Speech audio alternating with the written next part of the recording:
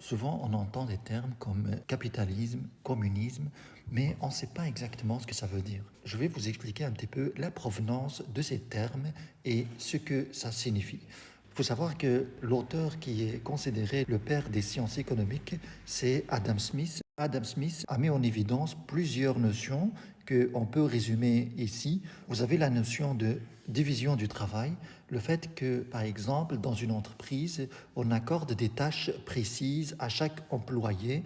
Vous avez par exemple le premier employé va s'occuper d'une tâche bien précise et le deuxième va s'occuper d'une autre tâche bien précise et le troisième pareil. Le fait de diviser ces tâches dans une entreprise, ça permet d'améliorer la productivité, ça permet de produire plus. Mais de nos jours, cela semble être évident parce que dans une entreprise actuelle, on a des postes et chaque personne s'occupe d'une fonction bien précise. Mais auparavant, ce principe de division de travail n'était pas aussi évident, aussi clair qu'aujourd'hui. C'est pour ça que la source de ce qu'on voit actuellement dans les grandes sociétés, ça vient de ces auteurs qui ont justifié que la division du travail va permettre d'augmenter la productivité. Alors ça, c'est une première notion que Adam Smith a mis en évidence. Et puis vous avez d'autres choses, par exemple, la main invisible. Alors ici, on peut trouver plusieurs significations, plusieurs interprétations de ce que ça veut dire la main invisible avancée par Adam Smith. En fait, la main invisible pour Adam Smith, c'est juste l'idée de dire, par exemple, que en économie, il y a quelque chose qui dépasse les volontés individuelles, qui est de nature à s'imposer comme une loi naturelle. Elle présente comme un exemple pour illustrer ça le boulanger qui va essayer de produire le meilleur pain possible. Ce n'est pas parce qu'il veut servir l'intérêt général de la société, mais c'est pour son bien-être à lui-même. Le fait d'être égoïste et chercher son intérêt personnel peut conduire involontairement à la réalisation de l'intérêt général. Il y a d'autres idées qui sont avancées par Adam Smith, par exemple l'échange est naturel, la valeur travail, ça c'est très important. La valeur travail chez Adam Smith va parcourir les siècles après lui pour aboutir à une réflexion très radicale qu'on trouve chez Karl Marx. On va aborder cette vision de Marx et ses idées plus tard, mais on va revenir à Adam Smith pour voir un petit peu les idées qu'il a mis en avant. Vous avez par exemple le libre-échange par les avantages absolus. Pour Adam Smith, chaque pays doit se spécialiser dans ce qu'il fait de mieux pour procéder à l'échange avec d'autres pays qui se spécialisent dans ce qu'ils font de mieux également. Par rapport à l'État, Adam Smith considère que l'État doit se limiter au minimum possible, à savoir représenter la police, l'armée, justice. Et c'est ce qu'on appelle le gardien de l'intérêt général. Parce que l'idée d'Adam Smith, c'est que ces choses-là qu'il a avancées ici conduisent à l'intérêt général de la société, conduisent au bien-être de la société. Le fait que les gens se spécialisent dans des tâches bien précises, c'est pour justement faire l'échange. Et l'échange, pour Adam Smith, c'est quelque chose de naturel. Ça se fait d'une manière tout à fait naturelle. Alors, l'idée principale que j'aimerais bien retirer de tout cela, c'est la valeur travail. On verra pourquoi, parce que cette valeur travail va passer vers d'autres auteurs que je vous présenterai peut-être plus tard, mais je vais me limiter à quelques-uns qui ont contribué à la transmission de cette idée de valeur travail, à savoir David Ricardo. David Ricardo considère également que la valeur des biens, la valeur des produits qu'on trouve sur le marché vient du travail dépensé pour les fabriquer. Ça vient du temps nécessaire pour produire ces biens en question. Donc on trouve chez David Ricardo cette idée de valeur travail. La valeur d'usage et valeur d'échange se trouve également chez Adam Smith, mais ce que David Ricardo a apporté de plus, c'est le libre-échange avec les avantages relatifs. Je vais vous expliquer un petit peu cette notion parce que c'est très importante aussi. Vous avez par exemple, on va prendre ce cas-là, vous avez deux pays. On va imaginer que ces deux pays produisent le même t-shirt et les mêmes casquettes. C'est juste un exemple simplifié pour présenter les avantages relatifs de David Ricardo. Dans le pays B, on va supposer que on est moins performant dans la production des deux biens, les casquettes et les t-shirts. Et dans le pays A, on va considérer que on est très fort, on est très performant dans la production aussi bien de t-shirts que des casquettes. Dans le pays A, par exemple, sur une période donnée, un travailleur produit 5 t-shirts. Dans le pays B, un seul homme ne produit que 4 t-shirts sur la même période. Et pour les casquettes, chaque personne, chaque travailleur dans le pays A produit 6 casquettes sur une période donnée au lieu de 2 dans le pays B. C'est là que David Ricardo améliore en fait l'idée des avantages absolus d'Adam Smith pour dire qu'on ne doit pas forcément être performant dans la production de quelque chose pour se spécialiser et avoir plus de productivité au final. Dans cette situation, par exemple, Adam Smith va dire il n'y a pas lieu de faire la spécialisation parce que le pays A est plus performant dans la production des deux biens alors que le pays B n'est performant dans la production d'aucun bien. Mais David Ricardo va aller plus loin pour justifier le libéralisme et l'échange international. David Ricardo va dire qu'on peut avoir un avantage relatif qui va conduire à une meilleure production au final. Dans la situation de Tarsis, c'est-à-dire que chaque pays produit les deux biens et ne fait pas l'échange avec les autres pays, eh bien, on a produit combien? On a produit 9 t-shirts au final et 16 casquettes. Au total, la production des deux pays séparément. David Ricardo va dire que dans le cas où le pays B va se spécialiser quand même dans ce qu'il fait de mieux parmi les deux productions, on voit que comparativement à la casquette, le pays B produit mieux les t-shirts que les casquettes.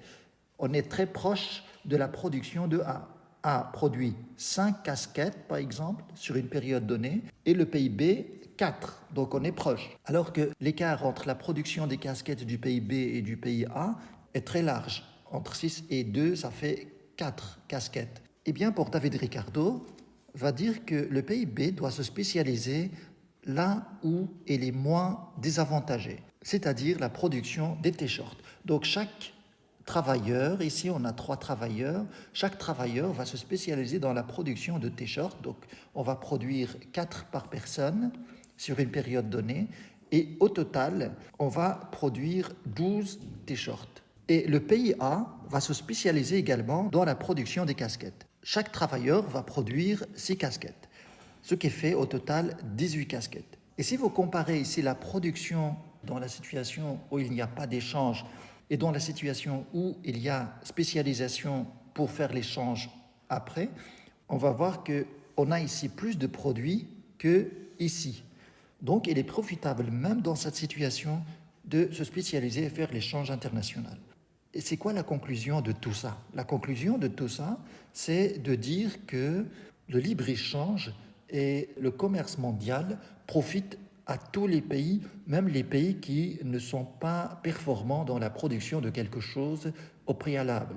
Alors ça, en fait, ces idées-là conduisent à ce qu'on appelle le libéralisme économique. Il y a la notion aussi de capitalisme. On peut trouver plusieurs interprétations aussi pour la notion de capitalisme. À mon sens, ce n'est pas quelque chose de préétabli. Le capitalisme, ce n'est pas quelque chose, ou bien un système préétabli par les hommes, mais c'est quelque chose de, à mon sens, naturel, qui a toujours existé, qui est dans la nature même de l'être humain. Je vais vous expliquer un peu cette notion de capitalisme plus tard. Ce qui m'intéresse ici, c'est cette idée de valeur-travail. J'aimerais bien vous présenter Karl Marx. La pensée de Karl Marx est très simple. La dernière fois, je vous avais présenté un petit peu la base de la réflexion de Marx, qui est la valeur-travail. Mais avant de parler de valeur-travail, j'aimerais bien d'abord vous expliquer ce que ça veut dire la valeur d'usage et la valeur d'échange. C'est très important. Alors, les économistes, en fait, auparavant, essayaient d'identifier quelque chose qui va leur permettre de mesurer les biens. Les biens qu'on trouve sur le marché, n'importe quel bien, n'importe quel produit, a une valeur. Alors, le problème, c'est qu'on n'a pas de quoi mesurer cette valeur. Et on a repéré, par exemple, que chaque bien a une certaine utilité. Et cette utilité, c'est ce qu'on appelle valeur d'usage. À quoi ça sert chaque bien? Si cette utilité est grande, alors sa valeur d'usage est grande. Si cette utilité est petite, alors la valeur d'usage est petite. Mais le problème avec la valeur d'usage, c'est qu'on ne peut pas avoir une même valeur d'usage pour les différents biens. Donc, on ne peut pas évaluer les biens avec la valeur d'usage. Parce que l'usage qu'on fait avec chaque bien est différent. D'où l'intérêt de chercher un autre moyen de mesure qui est commun à tous les biens. C'est pour ça qu'on a pensé à la valeur d'échange. La valeur d'échange, c'est tout simplement le prix des biens sur le marché. C'est la valeur monétaire. En fait, le principe, c'est que chaque bien peut s'échanger avec un autre bien. Si par exemple on échange 1 kg de sucre avec 1 kg de sel, on peut dire que la valeur d'1 kg de sucre est égale à la valeur d'1 kg de sel. Ça, c'est la notion de valeur d'échange. Cette notion de valeur d'échange revient à dire que chaque bien peut se convertir à d'autres biens. Et cela revient à dire aussi que par ce moyen, on peut avoir une unité de mesure qui est valable pour tous les biens sur le marché. Et cette unité de mesure n'est rien d'autre que l'argent. Si je veux échanger par exemple mon appartement contre 2 voitures, eh bien je n'ai qu'à vendre mon appartement et avec l'argent de la vente, je vais acheter les 2 voitures. Donc cela revient à dire que j'ai échangé un appartement contre 2 voitures. Si on est d'accord de dire que l'argent permet de donner la valeur à tous les biens sur le marché, alors il reste la question d'où vient cette valeur. D'où vient par exemple qu'un appartement est évalué à 50 000 euros, qu'une voiture à 25 000 euros, qu'une chaise à 20 euros, etc. D'où vient cette valeur? Qu'est-ce qui donne de la valeur au bien? C'est de là que vient la notion de valeur travail. La valeur travail, en fait, n'est rien d'autre que une explication de la provenance de la valeur des choses. Selon cette idée, la valeur des biens sur le marché provient du travail qui a été fait pour produire ces biens-là. Si vous avez par exemple une chaise, on va dire que ce qui donne de la valeur à cette chaise, c'est le travail effectué pour la fabriquer. C'est ça la notion ou bien la théorie de valeur travail. Et cette idée de valeur travail constitue vraiment la base de la réflexion de Marx. Si on est d'accord avec ça, on peut continuer dans la réflexion de Marx et on va en déduire d'autres réflexions.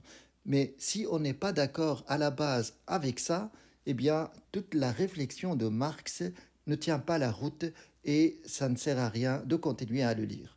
Alors, avant de parler de lutte de classe, société sans classe, je vais vous résumer un petit peu cette réflexion de Marx en quelques mots très simples. Pour Marx, dans une société, on a 2 classes sociales. Vous avez d'abord les travailleurs, qu'on peut appeler prolétaires, la classe des prolétaires, et vous avez une deuxième classe qu'on peut appeler classe des capitalistes, ou bien des bourgeois. Alors, c'est quoi ce qui identifie ces 2 classes? C'est que la première classe, à savoir les prolétaires, n'ont pas les moyens de production, ils ne disposent que de leur force de travail pour survivre, pour gagner leur vie. Alors que les capitalistes disposent des moyens de production, des usines, des machines, des outils, etc. Donc, et de l'argent. Revenons à notre idée de valeur travail. Si on admet que ce qui donne de la valeur au bien, c'est le travail, alors la valeur de tout ce que va produire ces prolétaires vient de leur travail. Ce qui fait que cette classe-là des capitalistes ne produit rien du tout, parce qu'ils n'ont que du capital à disposition, et grâce au travail des prolétaires, les capitalistes exploitent le produit de ces prolétaires pour les vendre sur le marché et avoir un profit, une plus-value, un bénéfice qui normalement doit revenir aux travailleurs parce que c'est grâce à eux que ces produits ont de la valeur. Là, cette réflexion présentée de cette façon est trompeuse, a trompé des milliers de gens au travers de l'histoire, et c'est une pensée, à mon sens, très dangereuse. C'est une présentation, bien sûr, très matérialiste, très limitée, qui présente la société dans un schéma très réducteur, peut-être qui correspond mieux à l'époque de Karl Marx, mais il y a quand même quelque chose de très dangereux de présenter les choses de cette manière. Je vais vous expliquer pourquoi, mais d'abord je vous présente l'idée de Marx. Si on constate par exemple un problème d'exploitation par la classe dominante qui a les outils de travail, qui a le capital et qui exploite en fait les travailleurs, donc il y a un problème d'exploitation, donc une injustice. Si vous comprenez ça, cette présentation de Marx, alors vous pouvez comprendre la notion de lutte de classe. La lutte de classe, pour Marx, n'est rien d'autre que la lutte entre les deux classes ici. Vous avez les prolétaires, les travailleurs, leur but c'est d'avoir un salaire digne de leur travail, et puis les capitalistes, leur profit, ou bien leur objectif, c'est d'avoir le plus de profit possible, le plus de bénéfices possible. Donc ces deux classes sont dans une interaction parce que leur intérêt est contradictoire. Si les bourgeois ou bien les capitalistes payent plus de salaire aux travailleurs, ils vont réduire leurs bénéfices. Et à l'inverse, si les capitalistes s'offrent un bénéfice très grand, ça va être au détriment des salaires versés aux prolétaires. C'est ça la notion de lutte de classe. C'est qu'il y a une contradiction d'intérêt entre ces deux classes sociales et qu'il y a une confrontation. Et si vous comprenez cette notion de lutte de classe, vous pouvez comprendre facilement ce qui suit, parce que c'est un enchaînement d'idées, ce qui suit, c'est-à-dire une société sans classe. Pour Marx, la solution ultime à cette injustice, à cette exploitation, c'est de mettre fin à cette classe-là et prendre ses moyens de production et les mettre sous le contrôle des prolétaires. C'est une vision très radicale. Pour combattre cette injustice aux yeux de Marx, cette exploitation, eh bien, Marx rentre dans une propagande idéologique très dangereuse parce que Marx prend au sérieux cette idée de valeur travail qu'on peut mettre en question très facilement. Cette idée de valeur travail, pour Marx, c'est une vérité absolue. Croire à ce que les travailleurs, ou bien la valeur des biens vient du travailleur, point final, c'est très dangereux. C'est très dangereux parce qu'on est dans une vision très radicale des choses. Et je vais vous montrer un petit peu en quoi consiste la dangerosité de cette pensée. Et en quoi elle induit en erreur plein de lecteurs, plein de penseurs qui sont toujours dans cette logique-là, même de nos jours. La société sans classe, c'est ce qu'on appelle le communisme. C'est une société imaginaire où la classe des bourgeois n'existe pas et les moyens de production sont collectifs. Il s'agit au final de mettre en commun les moyens de production et répartir en fait les biens produits par les travailleurs selon les besoins de chacun. Et chacun va participer à la production de ces biens en fonction de ses capacités. Donc Marx, pour réaliser ce rêve d'avoir une société communiste, eh bien, il rentre dans une idéologie, on va dire une sorte de religion, où on va identifier notre exploiteur, le méchant, et on va mettre en valeur la victime exploitée. Pour vous montrer un petit peu pourquoi c'est très dangereux de penser de cette manière-là, d'abord, je vais vous montrer quelques passages du Capital de Marx pour voir à quel point Marx rentre dans ce combat de diaboliser au maximum cette classe sociale et de valoriser au maximum l'autre classe sociale pour la pousser à faire elle-même la révolution contre cette classe. On va voir quelques passages ici du livre Capital de Marx pour vous montrer un petit peu cette bataille idéologique de Karl Marx. Le capitaliste qui est à cheval sur son économie politique vulgaire, s'écriera peut-être qu'il n'a avancé son argent qu'avec l'intention de le multiplier. Mais le chemin de l'enfer est pavé de bonnes intentions, et personne ne peut l'empêcher d'avoir l'intention de faire de l'argent sans produire. Vous voyez dans ce texte à quel point Marx diabolise les capitalistes. Alors, on va voir d'autres passages. Le capital est du travail mort, qui, semblable au vampire, ne s'anime qu'en suçant le travail vivant, et sa vie est d'autant plus allègre qu'il en pompe davantage. Alors là, je dois vous expliquer un petit peu pourquoi Marx considère que le capital, c'est du travail mort.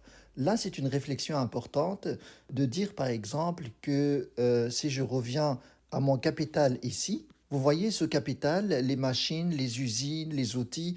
Alors tout ça, c'est pour Marx du travail mort. En fait, c'est ce qu'il appelle aussi du travail cristallisé. C'est-à-dire que la provenance de ces outils-là, eh bien, ça vient du travail aussi des prolétaires auparavant.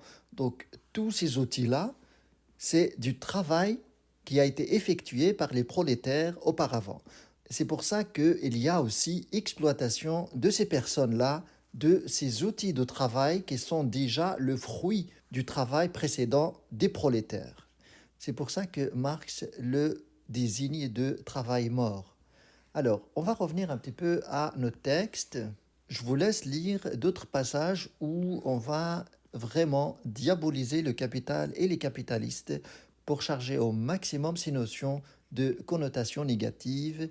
On est dans un combat idéologique pour former une sorte de religion où il y a des gens de mal et des gens de bien, comme on peut en trouver dans l'histoire, voire même qui sont en cours. Des réflexions et pensées dangereuses qui mènent vers des catastrophes, des drames humains, etc., qui pointent du doigt une partie de la population pour la désigner comme le mal à supprimer.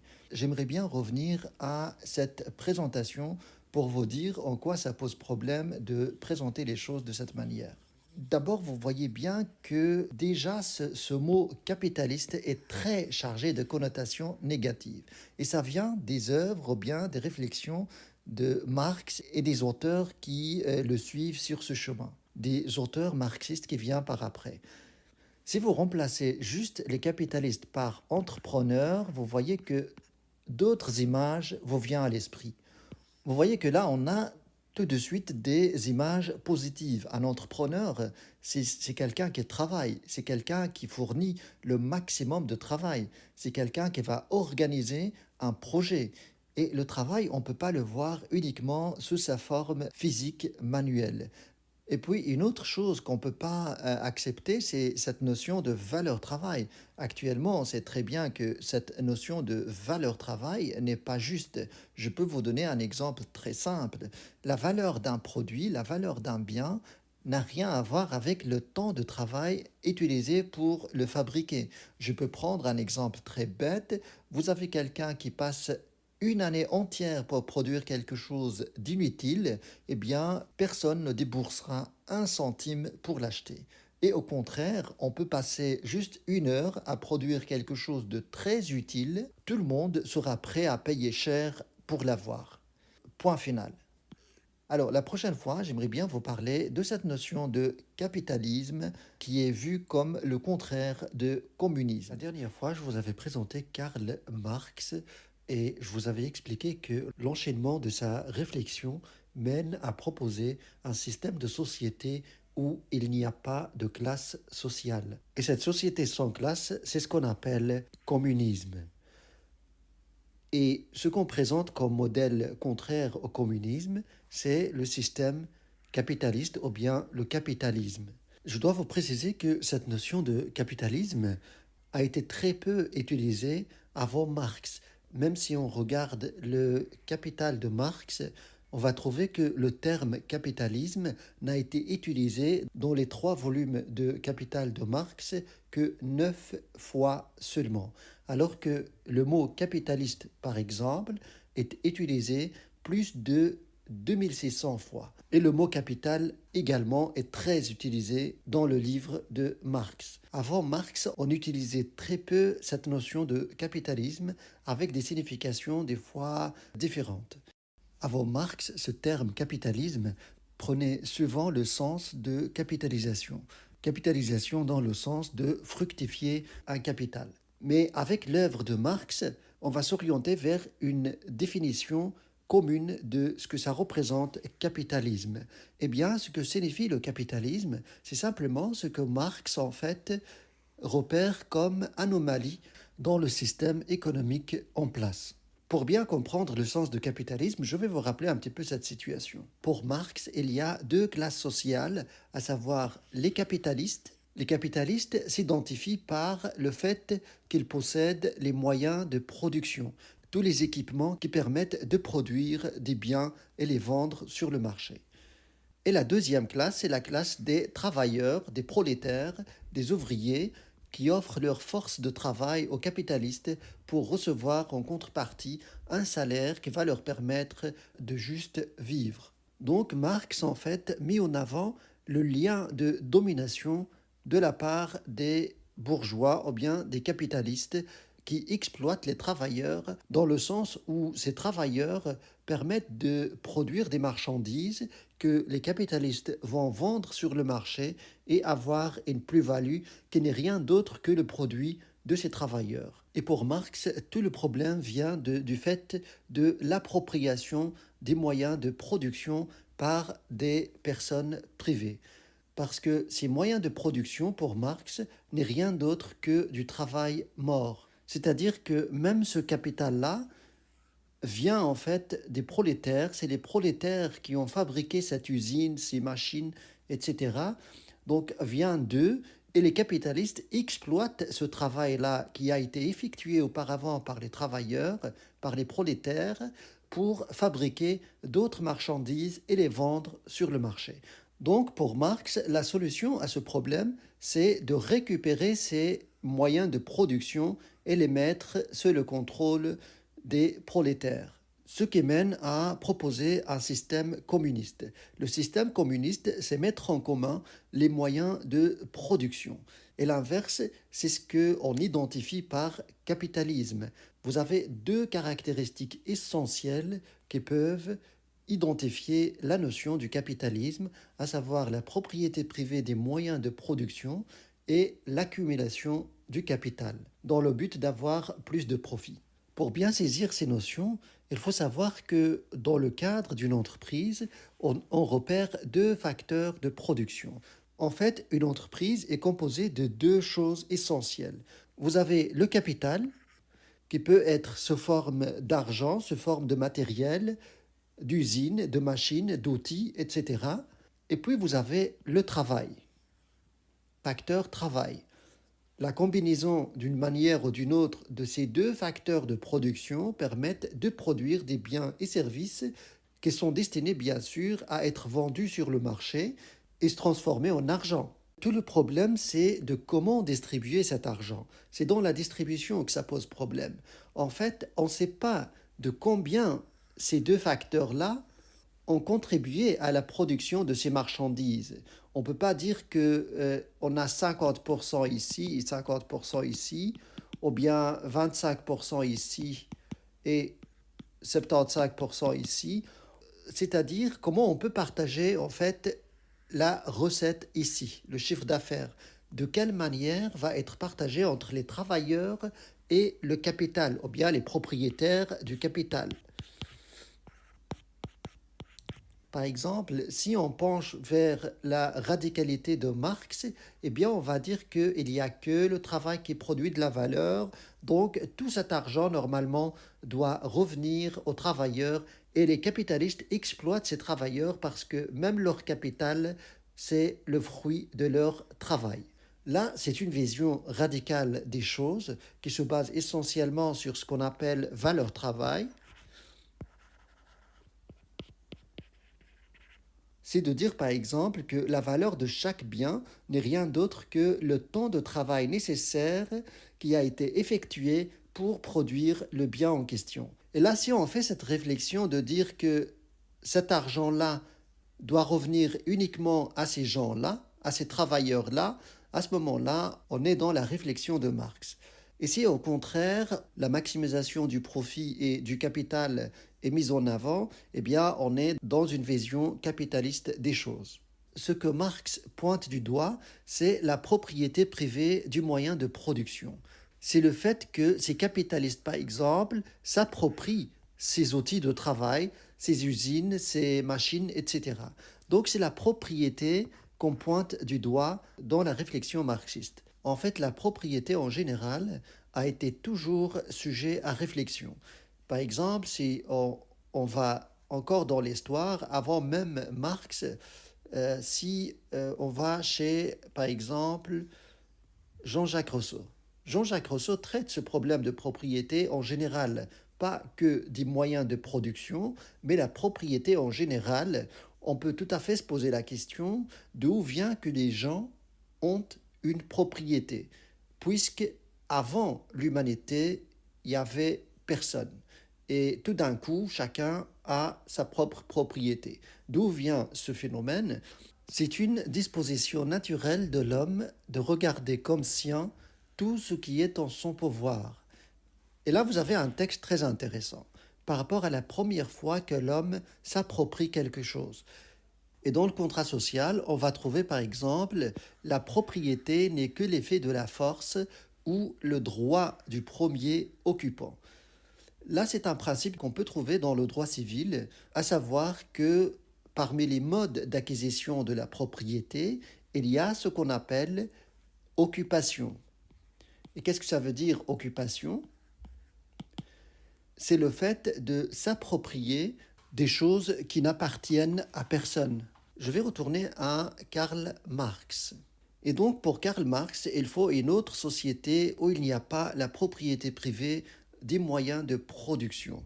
Et là, l'erreur qu'on peut trouver un peu partout, c'est le fait de voir dans ce mot privé, chez Marx, comme le contraire de public, c'est-à-dire appartenir à l'État public, des moyens de production publique.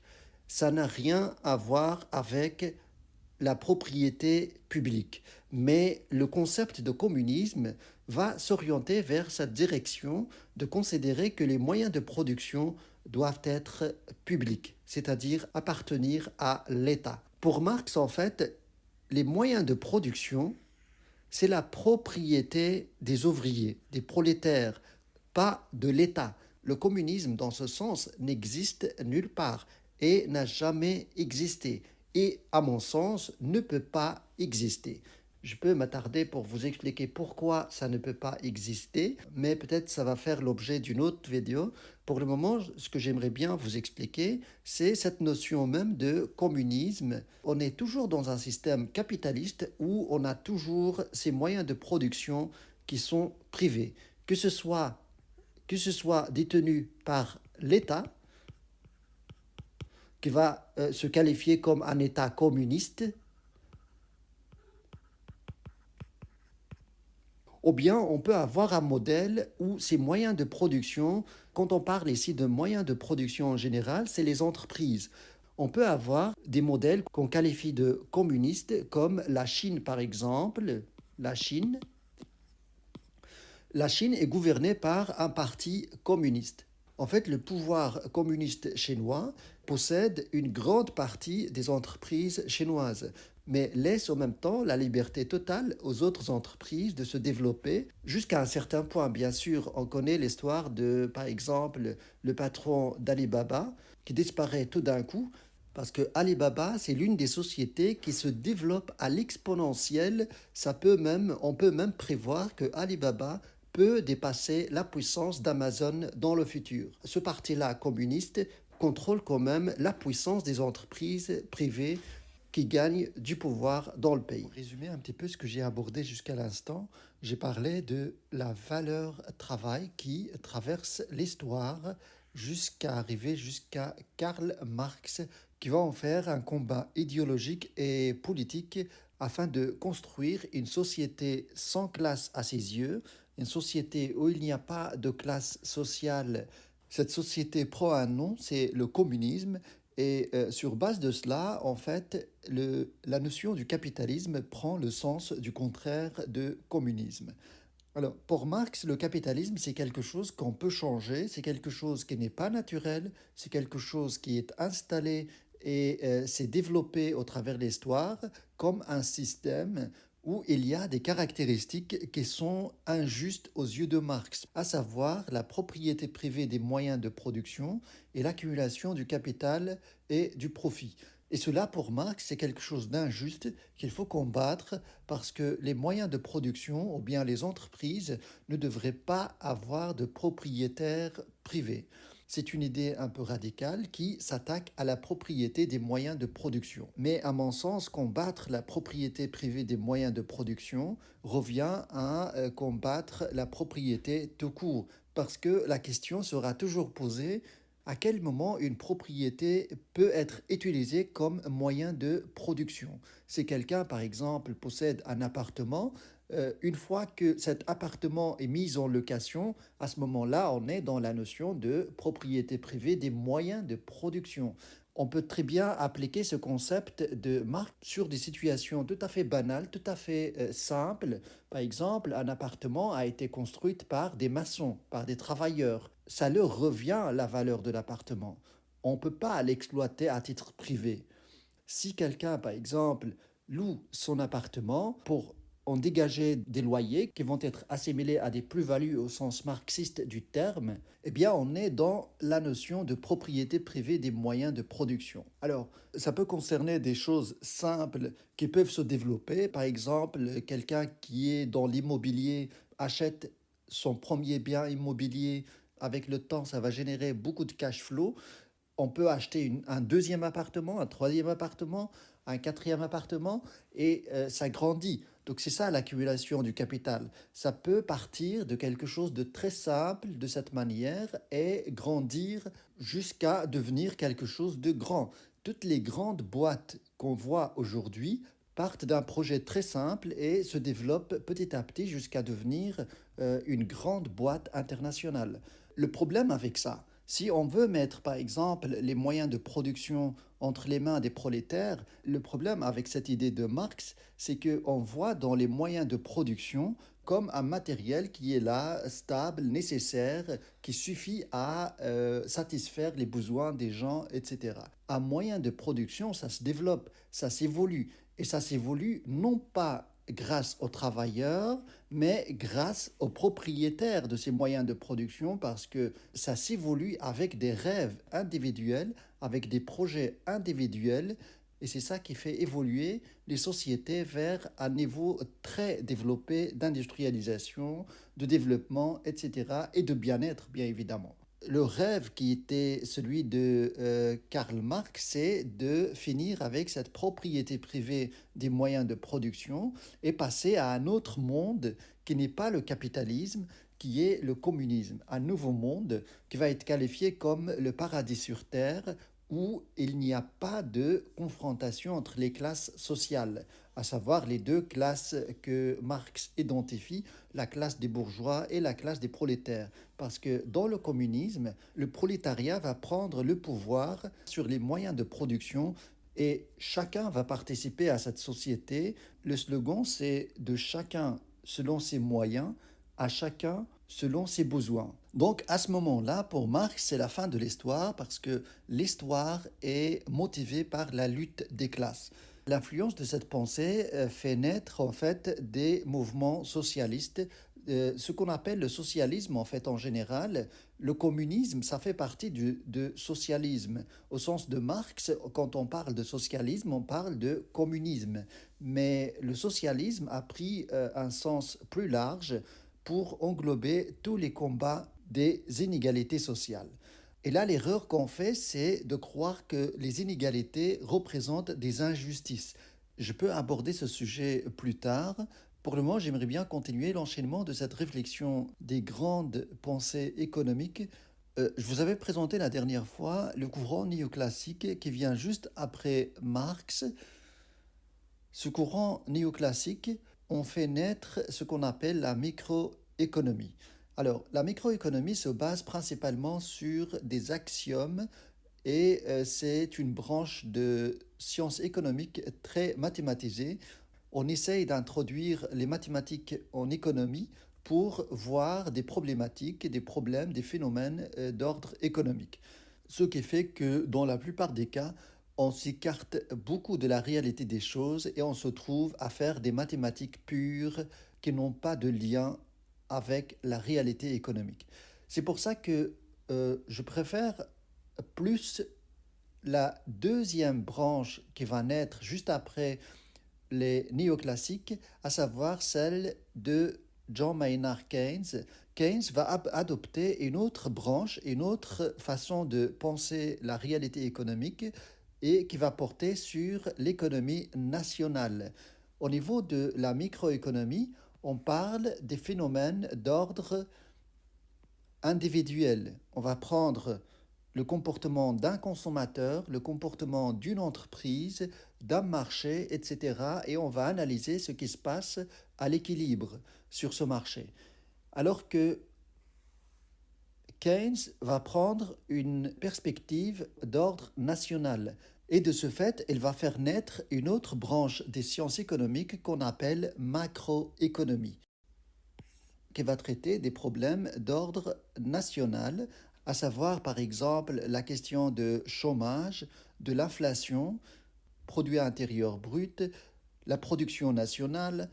Et puis il y a une chose intéressante chez Keynes qu'on ne trouve pas chez les classiques et néoclassiques, c'est l'intervention de l'État. Pour Keynes, l'État doit intervenir en économie pour régler par exemple la question de chômage, la question d'inflation, pour avoir une politique budgétaire par exemple, comment on va stimuler les entreprises, la création d'emplois.